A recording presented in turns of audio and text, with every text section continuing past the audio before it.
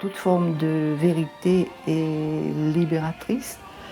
Donc de faire cette route, ça permet aux Réunionnais de retrouver leur passé, parfois de le découvrir, souvent de se réconcilier avec eux parce que parfois quelque chose qui vous est inconnu, ça fait peur, on a l'impression qu'il y a quelque chose de suspect, de bizarre. Donc on redécouvre, on se réconcilie, on se réapproprie un passé collectif, sa mémoire, ça donne une cohérence. Le récit donne une cohérence à son passé, aide les gens à être debout. Au-delà de la stèle, hein, qui est quand même symbolique, qui va faire le lien physique, on va dire, en mémoire et en souvenir de cette traversée longue, c'est aussi, je pense pour tous les Réunionnais hein, qui font partie de ce voyage, un moment fort de recueillement et de rendre un hommage à ces temps difficiles où nos grands-parents, nos arrière-grands-parents sont venus.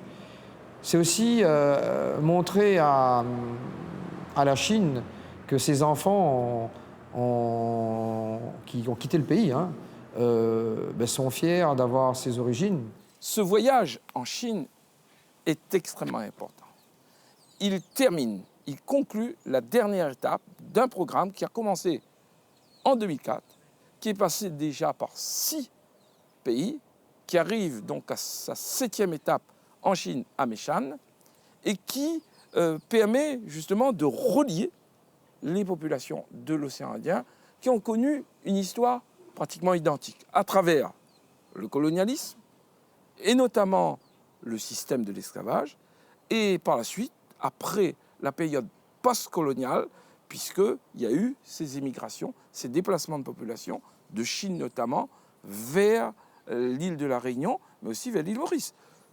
Et l'importance vient du fait que, avec ce programme, aujourd'hui, les cultures sont imbriquées, elles sont réhabilitées, puisque le colonialisme a fait peser sur ces cultures une chape de plomb et souvent même a occulté, voire voulu effacer les richesses de ces cultures venues de Chine, d'Inde ou d'Afrique.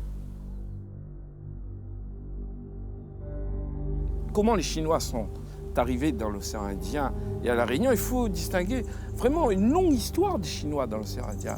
Contrairement à ce qu'on croit, depuis la fin, entre 14e et 15e siècle, déjà, les Chinois investissent l'océan Indien. Il y a ce grand amiral chinois, Chiang Ke, qui, sous la dynastie des Ming, va aller jusqu'à Zanzibar et peut-être même à découvrir, à visiter l'Afrique, une partie de l'Afrique, et peut-être même Madagascar, peut-être même nos îles. Connaît-il nos îles? Point d'interrogation. Mais cela dit, l'histoire des Chinois, la présence des Chinois dans l'océan Indien, il faut remonter à l'époque coloniale. Première étape, on peut distinguer, pendant la période coloniale, où là, il y a quelques esclaves chinois, autant en Île-de-France, aujourd'hui Maurice, qu'à La Réunion. Mais les Chinois ont été très peu esclaves. Deuxième étape, à partir de 1844, là, on a des engagés chinois. 3000 engagés chinois étaient prévus, on en aura 1000 qui sont des travailleurs qui sont considérés comme des esclaves par les propriétaires et qui vivent d'ailleurs dans les mêmes situations, dans les mêmes conditions, dans les calbanons, dans les camps. Il y en a quelques-uns qui avaient été recrutés pour l'élevage des vers soie, mais beaucoup ont été recrutés pour travailler dans les champs de canne. Ils vont subir la condition de vie des esclaves et ils vont parfois se révolter parce que leur existence est impossible. Ils ont à leur tête souvent des commandeurs esclaves, eux qui étaient pourtant des travailleurs dits libres, engagés. Et ils se retrouvent maltraités physiquement, humiliés. Ils ne se sentent pas bien, ils vont se révolter. Du coup, les propriétaires ne sont pas contents, stoppent cette deuxième vague d'immigration chinoise et à partir de 1846, il n'y a plus de Chinois. Et puis, troisième étape, à partir de l'abolition de l'esclavage, à partir de 1860 notamment, où là, on aura des travailleurs dits libres. Le départ des Chinois est motivé d'abord par des raisons économiques dans un pays qui a été ruiné suite aux 2 guerres de l'opium. Les puissances occidentales ont imposé le paiement de lourds tributs à la Chine. Donc ça grève son budget, son économie. Le pays était en ruine, soumis à une dictature mandchoue qui ne faisait absolument pas les réformes sociales, agraires, qui auraient permis à la masse populaire de s'en sortir. Donc des gens un peu poussés vers l'émigration, au moment où se développent aussi les transports maritimes. Le déplacement que vivent ces hommes est difficile parce que c'est un arrachement au pays natal avec l'incertitude des lendemains, l'incertitude de l'inconnu. Donc on a ceux de la campagne, les Hakka, qui arrivent dans les années 1860. On avait avant les Fukinois de la province du Fujian, pas très loin d'ailleurs du pays Hakka, dans le sud. Et puis on a les cantonais qui, eux, arrivent à la fin du 19e siècle, et notamment au 20e siècle. Là, on aura en grand nombre des cantonais. Le canton était un comptoir français. Et naturellement, les Chinois qui cherchaient à faire fortune, les Chinois qui cherchaient à fuir les problèmes sociaux, économiques, politiques de l'époque, ont vu à travers cette présence française à Canton un moyen d'aller dans les territoires, les colonies françaises.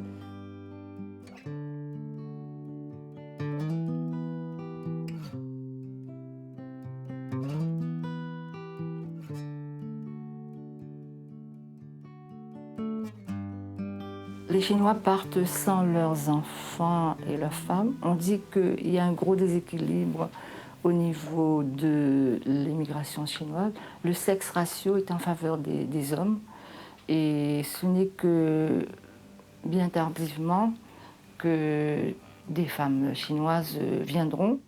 Donc ils vont partir pour chercher fortune, pour revenir dans leur esprit. Le retour a été programmé. Mais malheureusement pour eux, ou heureusement, ça dépend ensuite après de quel côté on se place, les Chinois vont rester dans les îles, vont trouver des femmes créoles, et donc se met en place un métissage avec des femmes créoles. Mon arrière-grand-père d'origine chinoise est arrivé dans les années 1910 avec sa natte. On pense que c'était un mandarin, du moins un serviteur de l'État, qui a fui la Chine avec... c'était la Révolution. Il a fui la Chine, est venu ici avec, on va dire, son argent. Et il s'est installé à Saint-André, où il a acheté des terrains. Il s'est marié avec une fille de bonne famille, fille d'une famille créole de Sainte-Anne. Bon, malheureusement, à cette époque de l'histoire, quand les Chinois se mariaient avec une blanche, c'était pas simple. Donc mon arrière-grand-mère, qui est née un 20 décembre, symboliquement, je ne me rappelle plus de l'année, mais un 20 décembre, et donc native de Sainte-Anne, donc rejetée par sa famille puisqu'elle a épousé un Chinois, et ça a donné la descendance de ma mère. Donc on est des métissés, ma mère est métissée. Oui, je suis vraiment fier d'avoir dans mes veines un sang métissé, un sang créole au sens large. Un peu de sang chinois, un peu de sang créole, mais quand on dit créole, ça veut dire quoi, créole? Un peu de sang d'affranchi, un peu de sang de blanc, un peu de sang de noir. Bon, voilà, dans mes veines et les veines de mes enfants, c'est ce mélange de sang, et donc on est fiers d'être réunionnais.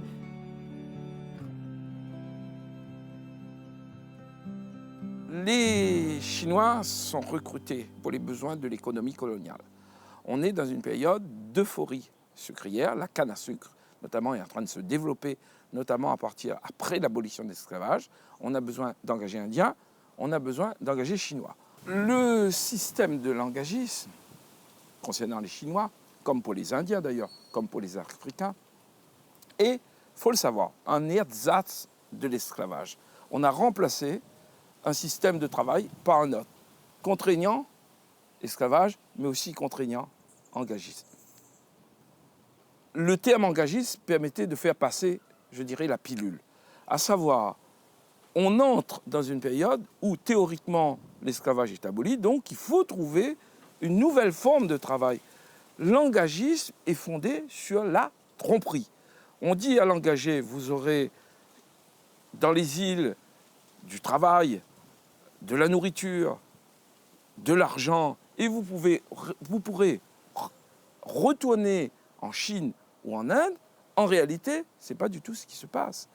Les Chinois ou les Indiens ou les Africains continuent à être maltraités, ils sont humiliés, ils ne sont pas payés, et donc ils se révoltent.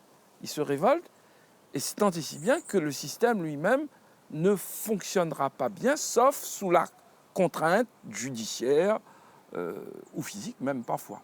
Il y a eu des révoltes, et donc ceux qui sont arrivés ont été dispatchés dans différentes propriétés et ont donc été emmenés sur les plantations où ils devaient faire le travail de la canne ou de la fabrique de sucre. On se retrouvait dans le même schéma servile. Les révoltes ont eu lieu d'une grande violence. Quand les Chinois arrivent par la suite en tant que travailleurs libres, ce sont des commerçants, ce ne sont plus des engagés. Et ils arrivent avec un esprit de commerce, ils arrivent avec un esprit de lutte, de combat pour la vie, avec le sens des affaires. Au début, ils ont très peu d'argent. Il faut savoir que les Chinois sont très pauvres, mais ils finissent par, grâce à un système de solidarité entre eux, à s'amasser un petit pécule, à se faire s'organiser une petite boutique. Et cette boutique-là va notamment permettre le lien avec la population locale. Les Chinois ont subi le racisme colonial lorsque on s'est aperçu qu'ils pouvaient être des concurrents. Au départ, la bourgeoisie créole de la haute société qui détenait les rênes du pouvoir était complètement polarisée sur l'exportation des produits agricoles. Donc, ne s'intéressait pas au réseau de distribution.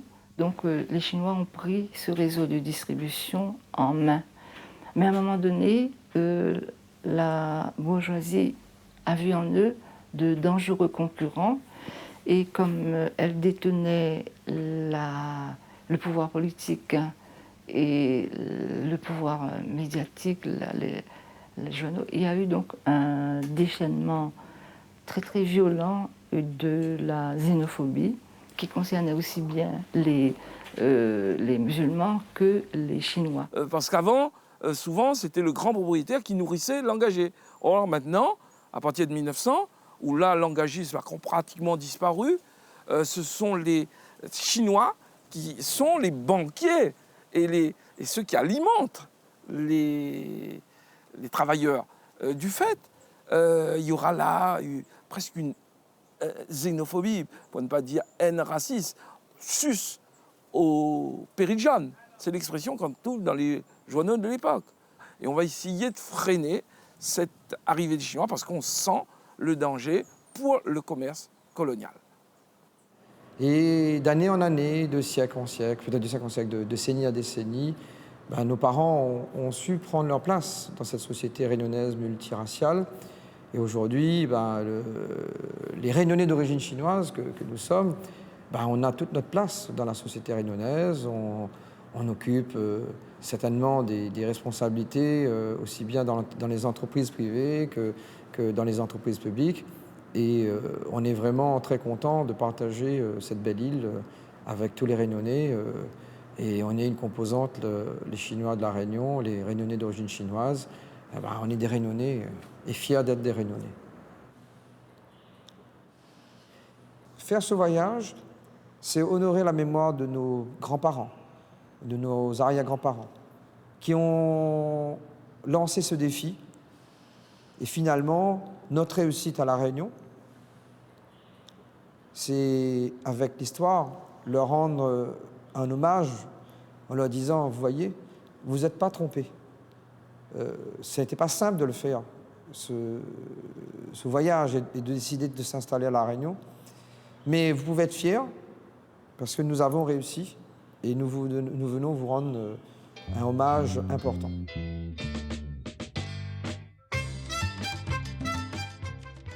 Ce projet d'Historan et de l'UNESCO, avec le soutien de l'Université de La Réunion, n'aurait jamais eu lieu sans l'aide extraordinaire apportée par nos collaborateurs, nos partenaires, notamment l'association réunionnais d'origine chinoise de La Réunion, représentée par Madame Charline Chan Alan, et la Fédération des Réunionnais d'origine chinoise, la FAC, qui était représentée par M. Daniel Chiu Wing-kai. Donc 2 personnes, et ainsi que des associatifs autour d'eux, des bénévoles, qui ont travaillé d'arrache-pied pour que, enfin, ce projet qui avait été suggéré en 2010, 3 ans après, voit le jour en 2013 à Michan.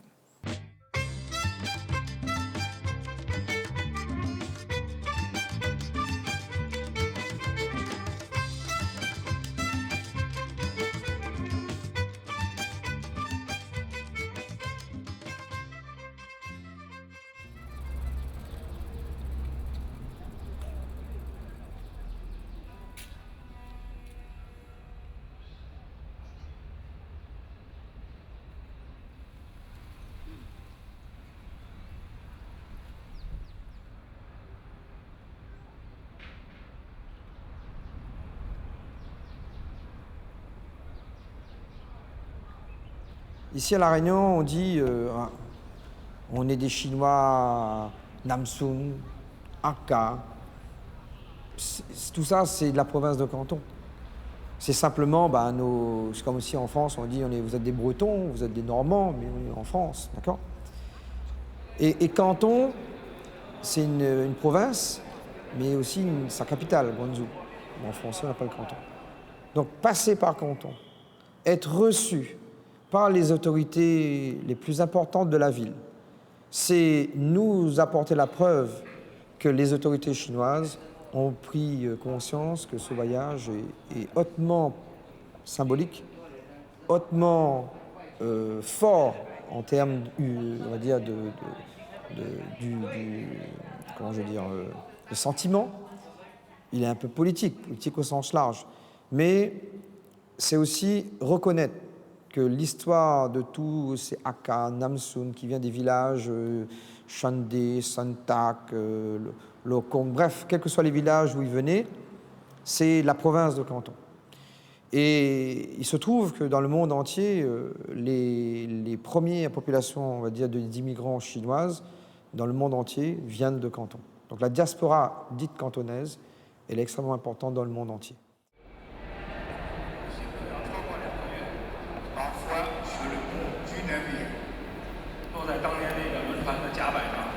C'est parce que nos parents étaient solides devant leur destin.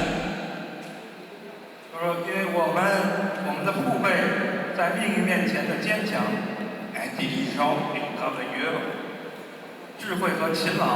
ils se sont installés sur nos côtes et dans nos montagnes.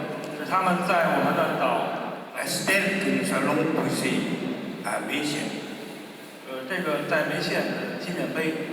marquera le début de notre histoire d'homme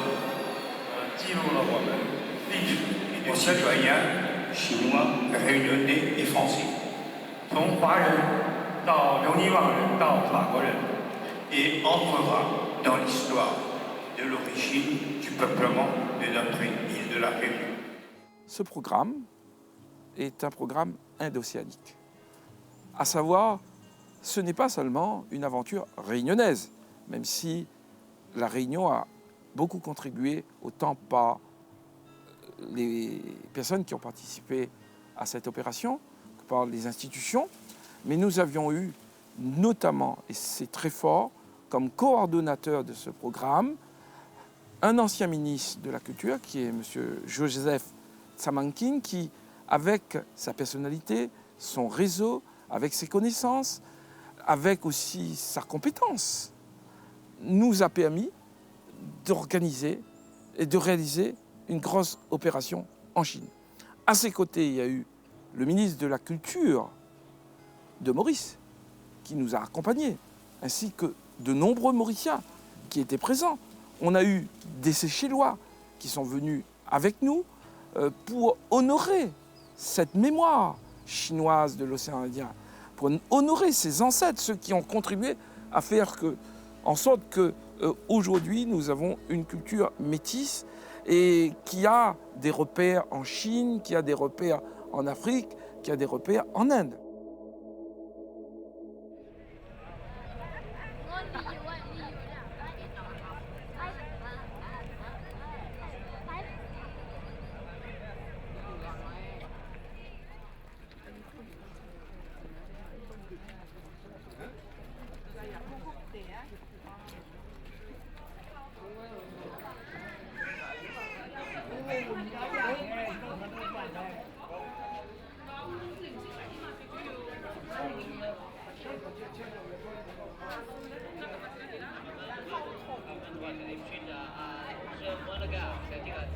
Alors, l'histoire du lieu a fait l'objet d'un débat au sein de la communauté chinoise réunionnaise. C'est vrai, on aurait pu, et elle aurait eu autant de légitimité. Cette stèle aurait pu être installée à Canton. Elle aurait pu être installée dans le Fukien.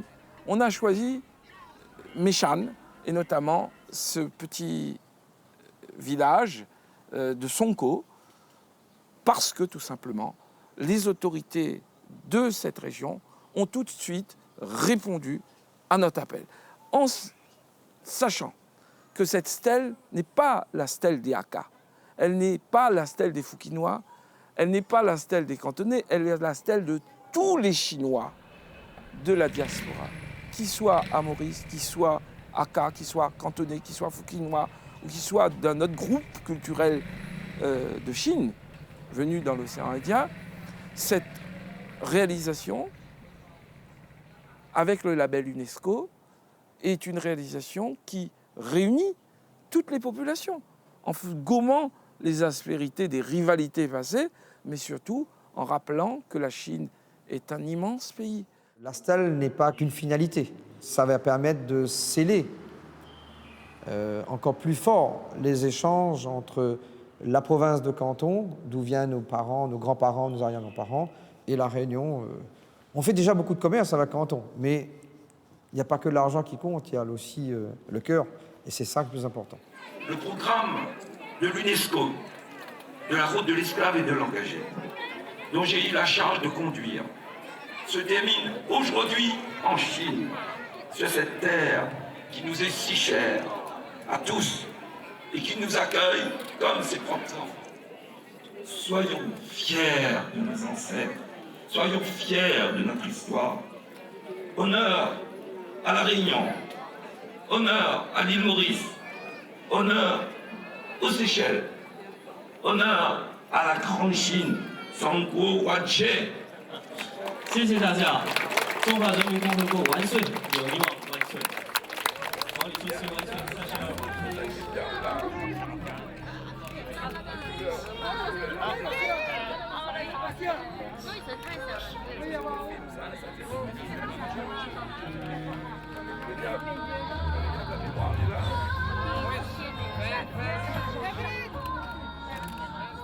L'impact émotionnel a été très très fort, très puissant. On a vu, moi j'ai vu des Réunionnais pleurer ce jour-là, de se retrouver en Chine, certains pour la première fois, se retrouver dans le pays de ses ancêtres. Sur les bords de la rivière à Songkro, j'ai vu des gens pleurer parce que des gens qui avaient toujours refusé de faire ce voyage en Chine, qui enfin se décidaient qui, passé la cinquantaine, dans le cadre de ce voyage, était arrivé à franchir ce pas. Et ces gens, pour eux, ça a été quelque chose d'indicible et de très important, où ils se réconcilient avec une mémoire qui était occultée. Il y a une sorte d'amnésie qui s'était abattue, et soudain, il y a comme un voile qui se lève, il y a tout un pan de leur passé qui leur est restitué dans sa plénitude, dans une espèce de beauté de cet ancêtre jeune qui embarque, qui va vers l'inconnu.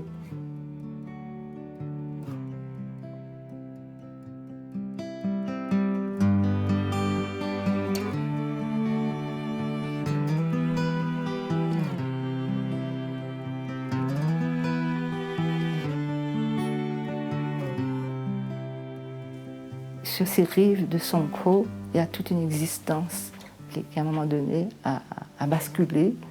Et c'est bien, comme on disait pour les saumons, de revenir sur les lieux et de reconstruire un peu sa mémoire. Et c'était formidable, cette grande place, cette esplanade de la diaspora chinoise. Ce travail qui a été fait, on pensait que c'était quelque chose d'assez simple, une petite stèle, mais c'est quand même un travail considérable qui a été fait. C'est une grande place, une stèle, elle est magnifique, c'est une belle chose qui a été faite, qui termine en beauté cette route de l'esclavage, de l'émigration. Donc il y a tout un parcours qui est bouclé, et qui est bouclé en beauté.